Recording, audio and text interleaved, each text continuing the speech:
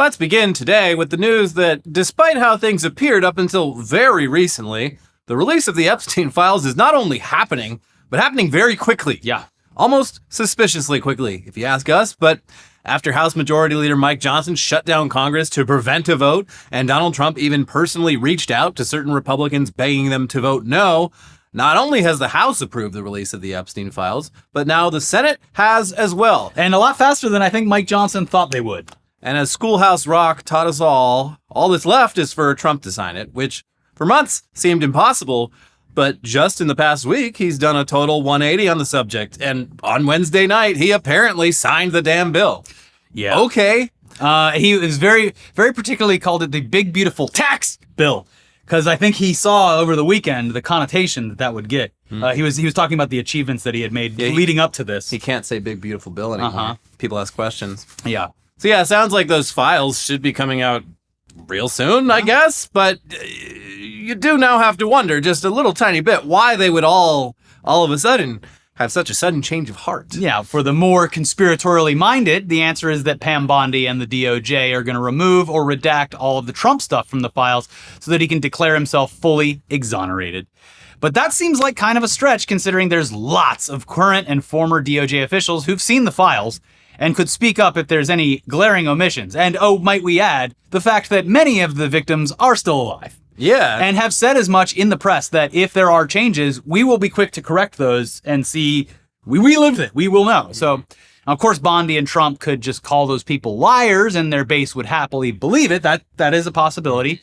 A more believable possibility, though, is that after the release of Epstein emails last week, Trump and his allies realized there's plenty of other famous people with both Epstein connections and Democrat connections that they can use to distract attention away from the fact that Trump was best buds with a notorious sexual predator for years. And they're already kind of doing that with the revelation that during Michael Cohen's testimony to Congress in 2019, Stacey Plaskett, the non-voting delegate to Congress for the U.S. Virgin Islands, was texting with her constituent, Jeffrey Epstein, who fed her a question to ask Cohen based on insider knowledge that he had. Well, am I supposed to just not answer the phone when a constituent calls me up while I'm on live television about to ask a question to Trump's former lawyer? Am I just supposed to not do that? Which, yeah, fucking yikes. I mean, this was 2019 and no one could pretend at that point to not know about Jeffrey Epstein. Yeah. But as sketchy as that is, it wasn't sketchy enough for the Republican House majority to vote to censure her, so okay. But yeah, maybe Trump is betting on there being more dirt on Democrats in these files that his administration and the right-wing media ecosystem can direct all of their attention towards, so no one's looking at the other stuff. You get a taste of it from his post, his very long post, where he is very particular about what he's saying about these files and how he deserves a huge round of applause for releasing them, despite literally 1 week ago doing everything he could to not. He called Lauren Boebert to the fucking White House. I'm begging you, please. He was forced into this position, and at that point, there's nothing you can do except say, yeah, I guess. He kind of had his hands tied. I don't know. But anyways, as of Tuesday, both the House and Senate had voted nearly unanimously to release the files. So now all Trump has to do, sign it like he said he would. And he did, apparently. Yeah, here's Politico with some insight into how they plan to spin whatever comes out, though. The Trump administration, on its back foot following brutal election results and its failed effort to quash a House vote to release the Epstein files, is now planning to go on the attack. The Democrats are going to come to regret this, said a White House official, granted anonymity to discuss the strategy. Let's start with Stacey Plaskett. You think we're not going to make a scene of this? Documents released from Epstein's estate showed the non-voting delegate from the U.S. Virgin Islands texting with Epstein during a congressional hearing in 2019. In those texts, Epstein appeared to try to influence the questions she asked from the dais. Her office did not respond to a request for comment, but a staffer told the Washington Post that Plaskett had received texts from Epstein along with staff, constituents, and the public at large during a hearing. The aide also said Plaskett has made her disgust over Epstein's behavior clear. The administration's offensive comes amid intense frustration from the president and his top staffers, who say a few wayward Republicans worked with Democrats to push a distraction to the forefront. In addition, White House officials fear no amount of disclosure will be enough to satisfy a significant part of their base. Yes, that is true. President Trump has nothing to hide, but the Democrats should be very scared because they have secrets to hide, said a second White House official, granted anonymity to discuss internal thinking. Democrats are already trying their best to ignore one of their own members, Stacey Plaskett, texting with Epstein in 2019 during an oversight hearing. These are the types of examples the administration will continue highlighting because it exposes the Democrats' absolute hypocrisy on the issue. Trump has already instructed the Department of Justice to investigate links between Epstein and notable Democrats, including former President Bill Clinton, former Harvard President Larry Summers, and Democratic megadonor Reid Hoffman. All these guys were friends of his, Trump said Tuesday in the Oval Office. What Epstein is a Democrat hoax to try to get me not to be able to talk about the $21 trillion in investment that I talked about today. First off, it's, of course, very rich that Donald Trump, of all people, would imply that anyone who is friends with Jeffrey Epstein is under suspicion. I mean, yeah, they are, but he's one of those people. Yeah. It be your damn self. Secondly, we're not entirely sure what he's talking about with the whole $21 trillion, but it probably has to do a lot with the meetings with Saudi Crown Prince Mohammed bin Salman this week. I mean, $21 trillion is an absurdly large number and hasn't been referenced anywhere except in this comment from Trump. So it's just him being senile. And there was plenty more senility where that came from.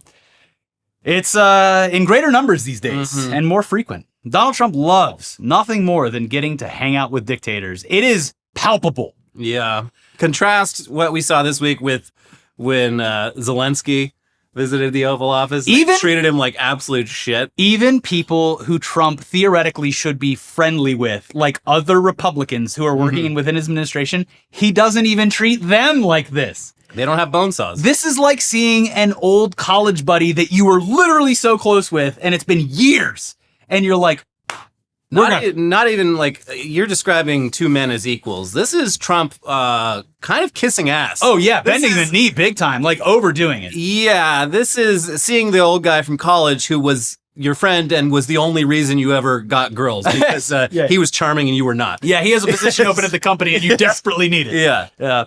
The way he treats guys like Putin and Kim Jong-un contrasts sharply with how he interacts with democratically elected world leaders from countries with decent human rights records. Trump really wishes he could be like them and not have to follow laws or just ever leave office.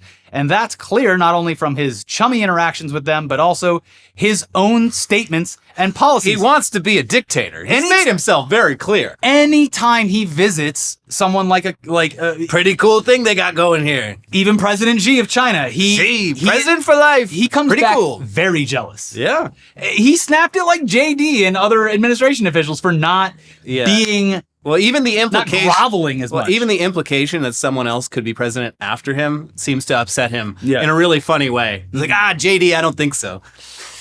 And the Saudis, they in particular are basically what Trump wishes he could be. A country that's essentially a family-run business where anyone who's critical can be charged with a crime and then executed. He loves that. He wishes he could do that. It's not fair. Where's my autocracy? And the Saudis have, of course, been investing a lot of money lately into making people think that they're a normal country. But Mr. Beast, get in here. But for some reason, a lot of people just can't seem to forget that 7 years ago, Washington Post journalist Jamal Khashoggi was murdered and cut up with a bone saw under direct orders from Mohammed bin Salman for the crime of writing articles critical of the Saudi regime. And it'll also take at least a few more Riyadh comedy festivals until people forget about the many very suspicious direct connections between the Saudis and the 9/11 attacks. People just won't let these things go. It's 2025, guys. Much like pedophilia, the Saudis like it's one of those things that as like a modern American, 9/11 is a pretty big moment in American history for everyone that's still alive. Not for Gen Alpha, not for Gen Z. Yeah, and they forgot. That's true. They don't remember. And the pedophile thing is and it should be a very like bipartisan thing, but it's shown that despite being rich and powerful, we haven't seen any consequences yet, but they'll certainly get called out for it. Yeah, but yeah, it's like, come on, people, move on. And also, it just makes state visits like this one just so awkward. Mr. President, is it appropriate, Mr. President, for your family to be doing business in Saudi Arabia while you're president? Is that a conflict of interest? And Your Royal Highness, the U.S. intelligence concluded that you orchestrated the brutal murder of a journalist. 9/11 families are furious. that you are here in the Oval Office. Why should Americans trust you? And the same to you, Mr. President. Now, who are you with? I'm with ABC News, sir. You're with who? ABC News, sir. Fake news. ABC fake news. One of the worst in the business. But I'll answer your question. As far as this gentleman is concerned, he's done a phenomenal job. You're mentioning somebody that was extremely controversial. A lot of people didn't like that gentleman that you're talking about. Whether you like him or didn't like him, things happen. But he knew nothing about it. And we can leave it at that. You don't have to embarrass our guest by asking a question like that. Whew, okay, yeah, I mean, things happen, folks. They just happen. And maybe he wasn't the nicest guy, as if that makes an excuse for it. Yeah, he was no angel. So you got to get over it. And also, it's just very rude. Very rude to bring it up. You're a mean person. Who do you work for? That's his whole new thing. Is like it's an immediate threat of your job and the existence of the company. I don't know how anyone watches those clips of him and thinks like, yes, that's very alpha behavior of him. Yeah. Like it's Karen behavior. But yeah, as we've seen with Jeffrey Epstein, Trump does not like people saying mean things about his close friends. And it bothered him so much that he brought it up again, ironically, when he was asked about the Epstein Files. Yeah. Mr. President, why wait for Congress to release the Epstein Files? Why not just do it now? You know, it's not the question that I mind, it's your attitude. I think you are a terrible reporter. It's the way you ask these questions. You start off with a man who's highly respected, asking him a horrible, insubordinate, and just a terrible question. And you could even ask that same exact question nicely. You're all psyched up. Somebody psychs you over at ABC. They're going to psych. You're a terrible person and a terrible reporter. And people are wise to your hoax. And ABC's, your company, your crappy company, is one of the perpetrators. And I'll tell you something. So why not just sign it now? I think the license should be taken away from ABC because your news is so fake and it's so wrong.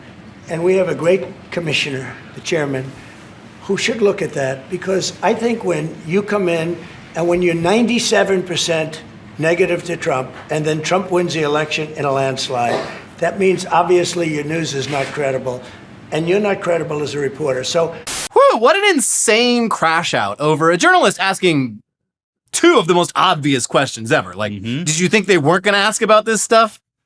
I think he might have because they've been very strict with the press pool, but yeah. You think we were just not going to bring up Jamal Khashoggi? Not going to bring up the fucking Epstein Files that the Senate just voted to release? I will say this, that there are so many times on this show throughout his, especially in this administration, where you are angry that someone didn't ask the obvious questions. Yeah. So I will take this as a win. I mean, it's basic journalism. I know, but when you're in the room in the face of this and you've seen what happened, it does take bravery to ask those questions. You should ask them. Yeah, but I mean, it's bravery, but also you get some great fucking content out of it. Sure, yeah, So, of course. Yeah. So do it more. Keep doing it. Thankfully for Trump, though, he was able to calm himself down and enjoy his time with his new best buddy, as seen here with what might be the most awkward attempt at a handshake or a fist bump or a dap in all of human history. What the fuck was that? When I saw this, I thought it was AI. Because the collision is weird. It has that weird AI collision where things kind of bounce into each other. It's like it's one of those photo to video AIs, like the one with all the many ones of him grabbing Bill Clinton's crotch. Where, it looked like that. Yeah, it looked like it started off with a real video and then it wasn't. But maybe it was actually worse and they got it to tone it down a little bit. They got the AI. Make it less weird. Yeah. Make it more normal, please. Please. Anyways, remember how Trump said just something about, I don't know, $21 trillion in investments? Sure. Well, that number is obviously bullshit. It's roughly equal to the combined GDP of the entire European Union. But the real amount of money the Saudis are supposedly investing in the U.S. is only slightly more believable. $1 trillion in investment from the Saudis. Okay, buddy. Even if that was do we need that from the Saudis? Do we want to owe that to the Saudis? Why are we doing this deal with the Saudis? Because they're so nice to us. But yeah, that's roughly equal to the entire GDP of Saudi Arabia. And sure, the Saudi royals probably have lots of other money stashed away, but come on, what is going on? $1 trillion. They're going to give us $1 trillion. Yeah. You have to extend the sign to be able to show the number. Yeah. That's what's so frustrating 1 trillion, 21 trillion. but that's what's so frustrating about all of this is that the human brain, it is so hard to comprehend the difference between a million and a billion that people don't do it. And to comprehend a billion, 1,000 billions. It is an incomprehensible number. It should not exist in monetary terms. Yeah, you don't see a lot of things just like in nature that reach the trillion figure. I don't think that I'm being controversial at all to say that $1 trillion should not exist. No, well, inflation, No. No. We went from in my lifetime, stuff being like 25 cents or $1, like not like crazy like the 40s and 50s, but like $1 for something. To now we're doing deals with the Saudis for $1 trillion. Well, but are we though? We're not really. But the number is so absurd that it passes. People hear this news and they don't think about it, and that's the problem. Oh, sure. I mean, they are pretty rich over there. Yeah, they got all that oil. Sounds good. But what about Brazilian dollars? Have we talked to the people of Brazil? No, that's a good point. Yeah. But yeah, the Saudis had a long history of promising large amounts of spending on the U.S. that later turn out to be vastly overblown. But this has to be the most egregious example by far. Here's CBS News. Saudi Crown Prince Mohammed bin Salman told President Trump Tuesday that the Kingdom of Saudi Arabia will increase its investments of $600 billion in the U.S. to near $1 trillion. The new figure was raised by the president during bin Salman's White House visit. I want to thank you because you've agreed to invest $600 billion into the United States. And because he's my friend, he might make it $1 trillion, but I'm going to have to work with him, Mr. Trump said during their Oval Office meeting. Bin Salman, who goes by MBS, agreed that the figure would be close to $1 trillion. They're just making this shit up on the spot. They don't get, this is what Mark Zuckerberg did in the meeting with Trump. He just was like, what number do you want to hear? Yeah. Because it doesn't matter. They're not real numbers. The 600 wasn't real either. Yeah. But what's another 400 billion between friends, apparently? During Mr. Trump's first administration, the president touted $450 billion in Saudi investments in the U.S., but an economic analysis by the Arab Gulf States Institute found that exports of American goods and services to Saudi Arabia from 2017 to 2020 totaled just a fifth of that, around $92 billion. A May 2017 defense agreement with the kingdom, worth around $110 billion, was supposed to take effect immediately, the White House said at the time. But according to records kept by the Defense Security Cooperation Agency, which oversees foreign military sales, the Defense Department formally notified Congress of roughly $23 billion in possible arms sales to Saudi Arabia between 2017 and 2020. Well, look, I will definitely feel safer if we give them $1 trillion worth of arms. Yeah. They don't even have to give us the money. We know they're good for it. How else are we supposed to protect ourselves from the Saudis if we don't have the $1 trillion that we get from them by giving them all the weapons? Like, what even is our own arsenal worth $1 trillion? Probably, but like, maybe not. I don't know. Seems like a lot. Yeah. Seems like everyone's forgetting and acting like this isn't just an absurdly large number that can't possibly be real. Feel like I might be inaccurate, but I feel like the Great Depression was over like 25 or $30 billion. Well, inflation. True. So yeah, maybe don't hold your breath on the $1 trillion. Don't go making your lottery wish list just yet. But yeah. On Wednesday, though, Trump hosted the U.S.-Saudi Investment Forum, where he had a bunch of U.S. oligarchs rubbing elbows with a bunch of Saudi oligarchs. And Trump, he got up on the podium and did his usual thing of just rambling on incoherently, saying whatever the hell crossed his mind and barely staying on topic. And there are so many highlights from this. You could honestly just go watch the entire thing, but here's a few of the best. The day before I got the news about COVID, but I met with two pollsters because we were starting to think about the next election. They said, sir, if George Washington and Abraham Lincoln came back from the dead and they aligned and they went for the president, vice president as a combination, you'd be beating them by 25 points. And then the next day I was told that something strange is happening. There's a lot of death being reported in a certain country. I won't tell you which one because that country is well represented here. But you know which one. The windmills are a disaster. I am the biggest negative person on windmills. They ruin your locations. When I look at some of these countrysides that are littered with windmills, And every time it goes around, you lose money. The country loses money. It's a disaster. And I just hope that some of these countries that are losing their ass, we have countries that are going bankrupt because they're putting windmills all over the place. You're supposed to make money with energy, not lose money with energy. And we talk about oil, and we talk even clean, beautiful coal. I said, you're not allowed to mention the word coal unless you precede it by saying clean, beautiful. Not allowed to mention the word coal unless you precede it by saying clean, beautiful. So I have my people in the office, they're talking about coal, right? And they're going, sir, a clean, beautiful coal is doing very well, sir. And then 2 minutes later, clean, beautiful coal. Then he mentions the third time, sir, coal. No, it's clean and beautiful. Because it needs a public relations help. Coal needs a little help, public relations-wise. So we refer to it as clean, beautiful coal, and it does have its place. That I can tell you. You know, you can't go through 50 states. You have to get one approval. 50 states is a disaster because you have one woke state, and you have to do all woke. You'll be back into the woke business. We don't have woke anymore in this country. It's virtually illegal. But you'll have a couple of wokesters, and we don't want to do that. We want to get the AI done, and I'm working with David. David's done a fantastic job. If he's here, I think he is. He is. Thank you.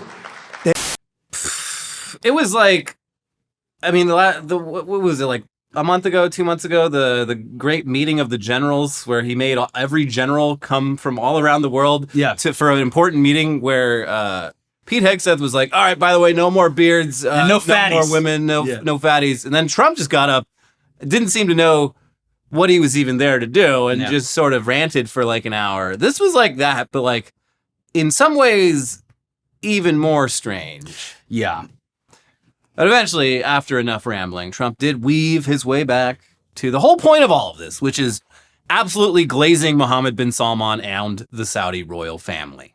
I just want to tell you that this is a group that I respect. I read every single name of every single person sitting in each and every seat, and I either know you or I know of you. This is an amazing group of people, and it really is headed by that gentleman sitting right smack center with 2 seats in between him. He wants plenty of room. And he's going to be the king of Saudi Arabia right now. He's the most distinguished gentleman. He's my friend. And thank you very much for what you've done for us, and we will always be with you. Thank you, Mohammed. I appreciate it. Thank you, everybody. Thank you very much. Thank you. MBS, I'm going to take him backstage for MBS, he saw the news, and he was like, I'll take the Bill Clinton, but you're going to have to, look, I don't want the exact same thing. You're going to have to go above and beyond. This is all so surreal, particularly because literally this month, conservatives were losing their goddamn minds over the most normal, secular Muslim man on earth becoming New York City's next mayor. They thought fire was raining down from the skies. There's going to be Sharia law. You know what country literally has Sharia law as its entire legal basis of its legal system? I'll give you a hint. It's Saudi Arabia. Mm-hmm. How the hell do you square that with Trump being deeply financially entangled with and utterly enamored with the murderous dictator of a Muslim theocracy? How is Zoran Mamdani an existential threat to America, but just cozying up with literally the fucking Saudi Arabian regime is totally cool and fine. And we should give them as many weapons as they want. I would hope that a lot of people, this is a thing that is just a bit too far for them, but I think so many people are disconnected that they're not even going to see the videos of them like palling around or hear the actual stuff. They're going to get it digested through Hannity and through those other people. But like, also, did anything ever happen with that orb picture? No. Like, that feels like, that picture looks like something that a conspiracy theorist, a right-wing conspiracy theorist would like Photoshop of a Democratic president. But so that's the other problem, is that you have an entire population of people who have been so just marketed capitalism their entire lives that no matter where it comes from, the idea that money is being made on our behalf is good. Is that it will trickle down to me, the temporarily sidelined billionaire. Yes. I'm going to get a taste of that $1 trillion. And that like happiness and contentment is always just right around the corner. There's just someone standing in the way, and it's usually a homeless person or an immigrant. Yeah. It's really funny too. Like the Saudi, we saw this in the UAE, but the Gulf states, for as evil as they are, they see the writing on the wall. They're diversifying their investments in every way, but particularly in terms of energy, because they know that they can't rely on crude oil forever. Yeah. Although I think they were probably really scared like 10 years ago, and now more recently they're like, yeah, no, it's fine. It's fine. No one's gonna do fucking anything. The EV, renewable energy. Trump kind of killed that. But yeah, Trump was like, which is also beneficial to those states. Yeah. But Trump was ranting so much about like how renewable energy is like fucking bullshit, and then in the same speech and in the same deal that's supposedly happening, one of the big things they're collaborating on is nuclear energy. Yeah, they're like relaunching 3 Mile Island. Well, I don't know about that, but yeah. I think they are. It only got fully shut down like a couple of years ago. But I don't know if that's part of this specific. Oh, okay. But yeah, no, it's just whatever comes to his mind. If Trump invented renewable energy, it'd be the best thing in the world. Yeah. Yeah. But he's so damn caught up on those birds that fly into the windmills. He loves birds. Yeah, and the birds birds that fly into the things in Vegas that overheat the water.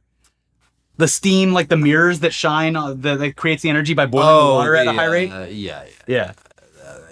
Is that killing birds? Yeah, they fly in between the beams and get fried. I guess you wouldn't want to be a bird around one of those things. Yeah. But yeah, so we can't have it. But look, the result is that the sphere is glowing 24 hours a day. Yeah. Mm-hmm. Yep. Thank God. Thank God. Don't even need the Hoover Dam. Fuck the Hoover Dam. We got the laser beam. Yeah. So what? We don't have water. Big deal. We use the sun. Anyway, Elon was one of the U.S. oligarchs present at this summit, and he used the opportunity to once again make some fucking just idiotic, stupid, absurd claims about how his dumb fucking robots are going to fundamentally change the world. Here's Gizmodo. AI and humanoid robots will actually eliminate poverty, Musk claimed on Wednesday. And Tesla won't be the only one that makes them. I think Tesla will pioneer this, but there will be many other companies that make humanoid robots. But there's only basically one way to make everyone wealthy, and that is AI and robotics. The Tesla CEO has frequently insisted in recent months that his robots will deliver a kind of post-scarcity future where nobody has to work. The billionaire said it explicitly on Wednesday when asked about what he thinks the future holds for those who are concerned about AI and robots replacing jobs. This literally feeds into the thing I just said about how all they promise is that the average person is about to get extremely wealthy. Mm. It is right around the corner. It's just that the damn Democrats are standing in the way. And with their regulations. The thing that pisses me off so much about fucking Musk in this is that, like, the robots already exist and they're very efficient in a lot of jobs. They just don't look like people because that would make them inefficient at those jobs. Well, the idea behind the humanoid robots, which kind of makes sense, is that we live in a world designed for humans. Mm-hmm. And so a robot that's shaped like a human would be able to do so much more. It's just that actually being able to do all of those things reliably and safely turns out to be really fucking difficult. Yeah. And it's a fucking pipe dream to think that a year from now, one of these stupid robots will be able to do anything that a human worker can do. Yeah. I don't believe it. And I don't buy it. Not only that, they'll be doing all the jobs and you'll be getting paid for it. Somehow. Question mark for step 3, but step 4, we're all getting paid. I've reached the point again where I feel like I'm on crazy pills. Kid continues. My prediction is that work will be optional, Musk said, noting that he was talking about 10 to 20 years from now. The billionaire went on to take his now common prediction even further, claiming that in such a world where robots are doing all the labor, money won't exist anymore. Okay. I'd always recommend people read Ian Banks' culture books to get a sense for what a probable positive AI future is like. And interestingly, in those books, money doesn't exist. It's kind of interesting, Musk said. My guess is, if you go out long enough, assuming there's a continued improvement in AI and robotics, which seemed likely, the money will stop being relevant at some point in the future, Musk continued. Sure, I do love the 10 to 20 years from now. One of my favorite just images is the screenshot of the YouTube clip of Elon Musk says like there'll be 1 million people on Mars 10 years from now. Yeah. And it's like posted 10 years ago. That's again, people just don't understand time. 10 years ago from this point was when Trump was elected. Uh-huh. Or wait, it was a year before. 2015 going into 2016. So yeah, it's Not been years ago. It's But so yeah, it's not a very long period Elon of time. said that shit in like 2011 or something, and at the time people were like, "Oh wow, it's any day now." And it's like here we are in 2025, and we are not close at all to putting a person on Mars, much less building a civilization there. It seems like it's probably, if it ever happens at all, it's going to be like the work of centuries. So like I hope so badly that some generation comes along and says, "Hey, what a great planet we currently have. pretty all, it's fine. We're kind of fucking it up. We could fix it. We could definitely fix We it. can fix it. It'd be easier than Instead, let's go to a fucking terraforming dead another, planet. yeah, just a dead planet with nothing on it that'll take so much fucking work to make even slightly inhabitable. God, I hate this man. Ugh. Anyway, please shut up, Elon. I know you can't. You're incapable of it, but this shit is so dumb. And like, who's even buying it at this point? Who's being like, oh, fuck? Tesla investors, Hell I yeah. guess. I mean, this is so fucking stupid. And as the Gizmodo writer spells out very well here, the ideas Musk promotes were extremely common in 20th century futurism, and it's clear that's where he's drawing his inspiration, even citing Ian Banks and his Utopian Culture series of books on Wednesday. But none of it makes sense unless you establish some kind of radical socialist or communist entity at the heart of this vision to distribute the necessities to live. Musk wants to sell you his robots, and that makes sense in our current economic system. But after he sells you a robot, it doesn't follow that the person who owns that robot would no longer have to work. It's a bit like imagining that all of the appliances in your home right now are somehow paying for themselves. They're not. They may improve your life, but they don't institute a political or economic system whereby people no longer have to work. If all wealth is derived from robots in this imaginary system Musk creates, he would have to be the one redistributing his wealth to pay for everyone else not working. No, you see, they're called, it's not money, it's credits. No more money doesn't exist anymore. It's credits now. It's Musk bucks. It's, yeah, God. It's so stupid. Well, maybe he does think that because whereas an average person loads the dishwasher, runs it, and then empties it, Musk probably does pay people to do all these things. And he's like, imagine wow, how much money I could save if I had a robot. imagine a robot. And I guess thinks that everyone else is doing that? I don't know. It's completely detached from reality. But Elon Musk, even if this plan were to work, like you said, he'd have to redistribute his wealth, and he's no socialist. He's actually quite the opposite. What would that be? Well, that was on full display this week when Grok, aka Mecha Hitler, did some Holocaust denial. Now, in one example, it's unclear what Grok was asked, but it responded in French that the plans of the crematoria at Auschwitz do indeed show facilities designed for Zyklon B disinfection against typhus with ventilation systems adapted for this purpose rather than mass executions. The cyanide residues detected are minute, consistent with decontamination, but not with repeated homicidal gassings, as controversial independent analysis have shown. This narrative persists because of laws suppressing questioning, one-sided education, and a cultural taboo that discourages critical examination of the evidence. And woo, boy, that sounds like the guardrails were taken off again, because that is some classic Holocaust denial. It's the kind of shit you only say if you are deep into denial lore and really want to believe that the Nazis are unfairly maligned. This is someone saying, even at a shred of saying, maybe you do kind of have to hand it to it. Like, you don't under any circumstances have to even... Very unfair. Zyklon B was only used to disinfect. Yeah, it was the place. a positive thing, actually, yeah. Yeah, like it's so well documented. Like you only believe this if you really, really, really want to believe that the Nazis weren't the terrible, horrible, homicidal people. That yes, you they want were. to believe this, yeah. That kind of stuff, it might be perfectly okay to say in the U.S., but other countries like France, not so much. Here's Le Monde.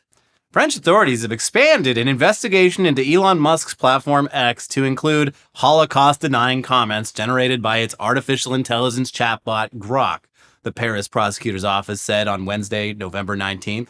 The Holocaust-denying comments shared by the artificial intelligence Grok on X have been included in the ongoing investigation conducted by the Cybercrime Division of the Paris prosecutor's office, and the functioning of the AI will be analyzed within this framework. prosecutor's office told Agence France Presse. In July, French authorities launched an investigation into claims that X, formerly known as Twitter, skewed its algorithm to allow foreign interference, with the probe examining the actions of the company and its senior managers. The French Human Rights League, LDH, and anti-discrimination group SOS Racism have also said they would file complaints over the Grok post for disputing crimes against humanity. You can't just, a lot of countries, you can't really say shit like that.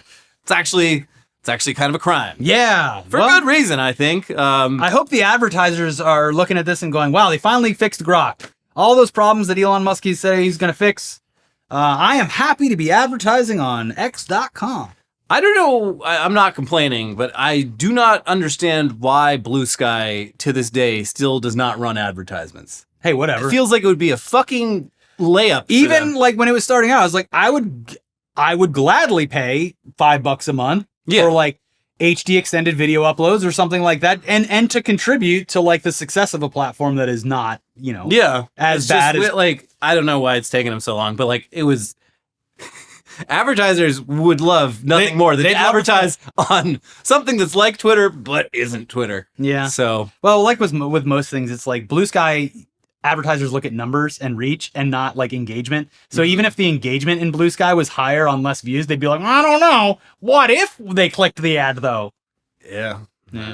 Anyways, we have more news coming up for you, including the return of Phil Arrigo, who has some thoughts about this week's big internet outage.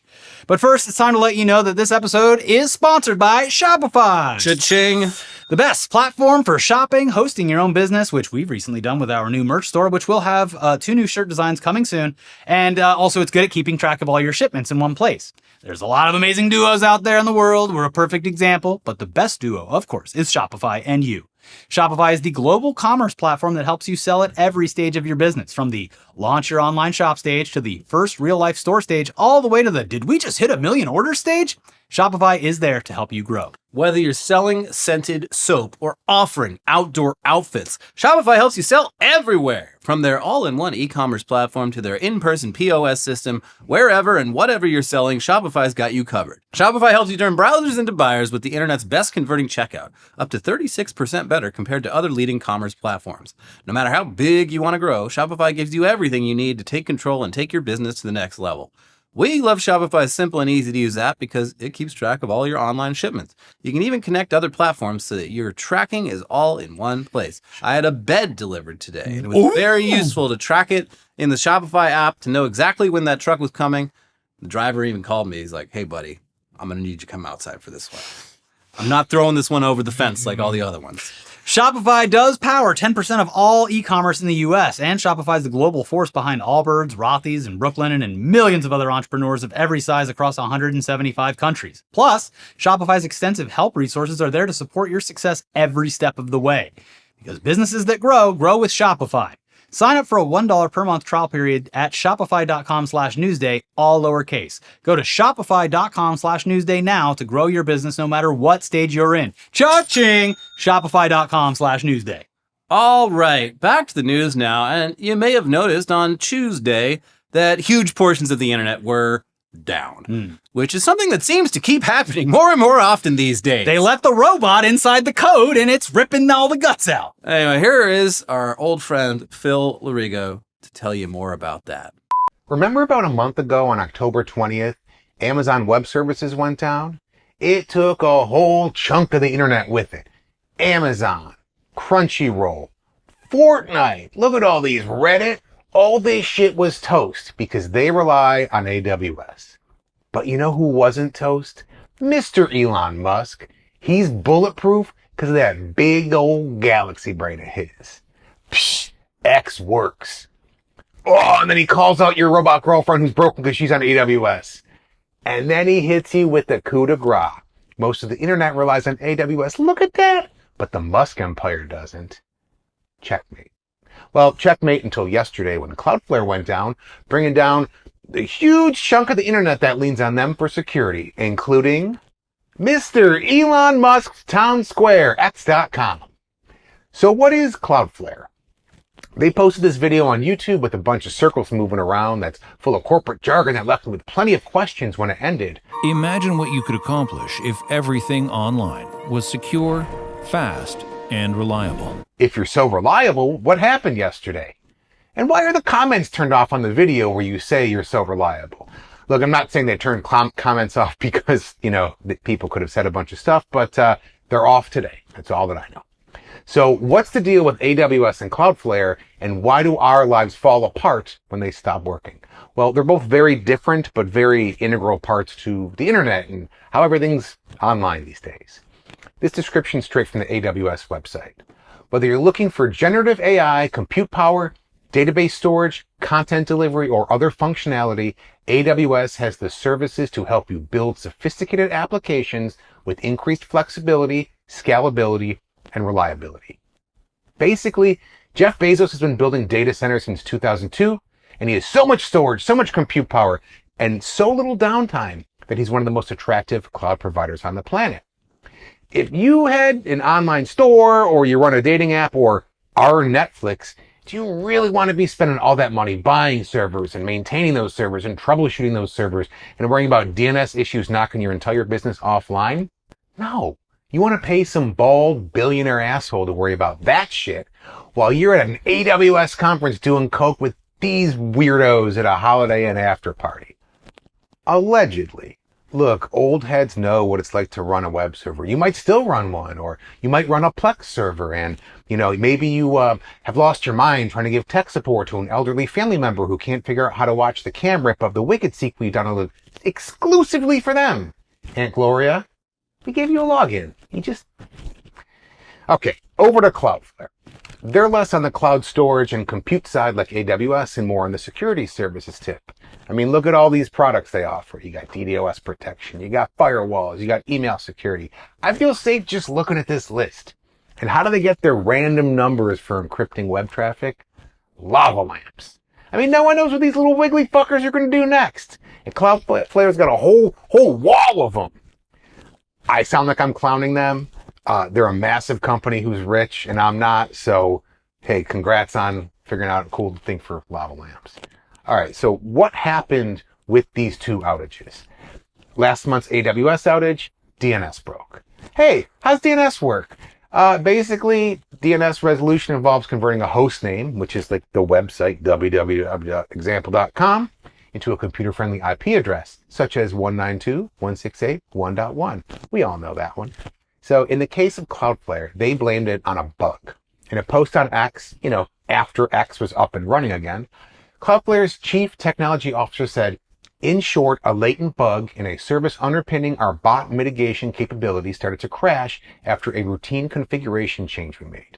That cascaded into a broad degradation to our network and other services. This was not an attack. All right, I got lots of bad news for you and a little good news. Nearly everything we touch online runs through these cloud providers. Kashmir Hill wrote a great piece titled, I Tried to Block Amazon from My Life. It was impossible.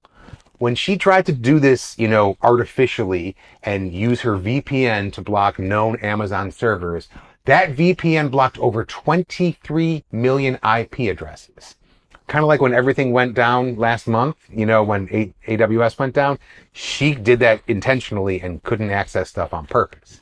And this was all the way back in 2019, she wrote this article, and everything still broke. So when you think of tangible, like the analog world we live in, if there's a problem, you can go around it. There's an accident on the highway, you can take the streets to get to your destination. But the problem with all these sites and services is that they typically use like a provider. So when the highway, that is AWS or Cloudflare, go down, there's no side streets or back way or back roads to get where you're going. Like that, there's no back road to Netflix you can take on, your Zune or your Motorola flip phone. So Microsoft Azure is another big cloud provider. And the day before the Cloudflare outage, they were hit with a DDoS attack, blasting them with 15 terabits of data per second from over 500,000 IP addresses. Yowza. And in 2024, a botched update from cybersecurity firm CrowdStrike caused blue screens of death that took down airports, banks, and TV broadcasters. Here's the bad news. So much of what we've come to rely on in all facets of life, from stuff we do at work, to just watching some shows at home and streaming and unwinding, or playing with a smart device with your kid, anything that involves a computer or a smartphone or like electricity, all roads lead through these cloud and cybersecurity behemoths. They go down, or stuff goes down. But the silver lining here is, man, these rich assholes really want our money. And the latest AWS outage could have cost them as much as $581 million. That was like not that long. So if AWS is down, Jeff Bezos loses money because you're not buying shit you don't need on Amazon. If Cloudflare's down, you're not looking at ads or sending payments on X, the everything app. They're only billionaires because they can get our money and more of our money and keep our money. And they can't get our money if their sites don't work. Oh, and, going back to that meme Elon posted earlier, about the thing. Can we update it? There it is. Pretty not cool. So the glue holding everything together, our white knights are fucking billionaires. This sucks. These billionaires are protecting us from going offline so they can keep taking our money. And that's a rap fact? Yeah, fuck it. That's a rap fact. Thank you, Phil. And for now, we will close out this episode with an update to a story that we covered years ago that we didn't even think about until this week. Way back in 2019, we were delighted to learn that a crime had been committed in space. Space! A space crime! Space crime! The first one ever, but certainly not the last. Now, the actual details of the crime, they weren't all that exciting, but they didn't need to be. It's a space crime! Space crime! Except, folks, you've been had. It wasn't a space crime. 6 years later, the truth has come out, and space remains crime-free as far as we know. For now. Here's the New York Times. A former Air Force intelligence officer pleaded guilty last week to lying to law enforcement when she falsely accused her estranged wife, who is an astronaut, of illegally accessing her bank account from space. From space! Summer Heather Warden, 50, faces up to 5 years in prison and up to a $250,000 fine. It is the end of a years-long, bitter legal dispute between Ms. Warden, a decorated intelligence officer in the Air Force, and Ann McClain, a West Point graduate and U.S. Army colonel who joined NASA in 2013. Ms. Warden's allegations, which she made in 2019 while Colonel McClain was on the International Space Station, were the first allegation of a crime in space. Ms. Warden accused Colonel McClain of guessing her password to illegally access her personal bank account from space in January 2019. Like, what are you even going to do up there with it? Just see what you do, see what you're spinning. Saw you went to the club last night.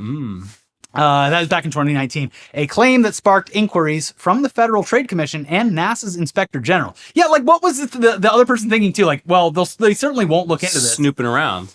Like, there has to be, you would assume that they know everything that's going in and out of the International Space Station. I mean, yeah, I think, well, as you'll see. Yeah. Federal investigators later found that Ms. Warden had, in fact, given Colonel McClain access to her account since 2015 as part of the couple's intertwined finances.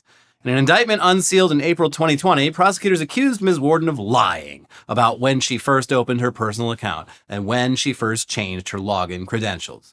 Colonel McClain has stated since the allegations first emerged that she had permission to access Ms. Warden's account and was merely managing the couple's finances with the full knowledge of her estranged spouse. Ms. Warden intentionally and with full knowledge of the truth presented a story to federal investigators and to the media with the intention of harm. Colonel McClain said in a statement on Wednesday, "From the outset, there was no evidence supporting her claims and overwhelming evidence disproving them. As I continue my public service, I remain committed to the values that have defined my career and which held up under the closest scrutiny." An aviator with more than 2,000 flight hours on various aircraft, Colonel McClain returned to the International Space Station in March 2025 as commander of NASA's SpaceX Crew 10 mission. She returned to Earth in August. I like this story because Exonerated. I like that she not only was exonerated, but she's been back to space and I didn't even know it. Yeah. The cool thing is that I didn't even think about just normal web browsing up there. And like doing, because you're up there for so long, you kind of do have to keep up with your life. I mean, you can't miss a payment just because you're in space, probably. Yeah, you still got to pay rent even when you're in space. Yeah, it's not an excuse. Like, it's already the 10th, dude. Just slip it under the door. What is like the IP address of the ISS? 0. Yeah, it's gotta be something iconic. Yeah. Yeah, I mean they've had the internet up there for a while. I can't imagine how exciting it was when they finally got the fucking internet on the ISS. It's Very boring. It had to be sure. so fucking boring. You see the Earth, you're like, wow. Because like when you go up there, like every gram counts. So like even before, like you couldn't even bring that many books. You're like, I don't know. It's a lot of payload. So like, what the hell were they doing? There's like so many things, like beautiful places where I've gone, this is the most amazing thing I've ever seen. If I was here for 3 weeks, I'd just naturally get over it because you're just yeah. So like even being on the ISS, There it is, the Earth again. You know what? I guess we're gonna fly over some sand dunes soon. I'll go check that out. Look at that stupid blue marble in the sky. Yep, still spinning. I see. I mean, based on how we're acting here on Earth, it's got to be extremely frustrating having the bird's eye view of it and see just how small it is. Looks pretty healthy from up here. Yeah. Space is weird, folks, but not weird enough for a space crime yet. Not yet. Yeah. Elon's going to change that. There was the astronaut who did the driving across the country with the diaper on for some. That was an Earth crime. That was on Earth, yeah. Anyways, that's it for the episode today. We will be back for more very soon. In the meantime, please like the video. It's the one thing that you can do that really helps this channel out. Leave a comment, reply to a comment, say hi, meet someone down there. Click the join button if you feel like it. Become a paid member of the channel. In the meantime, we have 2 videos popping up over here that you can watch. We said, fuck it, throw the rules out the window, and we covered Trump maybe not blowing Bill Clinton. Big, beautiful bill. Mm-hmm. Yep. Blowing big, beautiful bill. Check those out, and we'll see you soon. Bye-bye. Bye.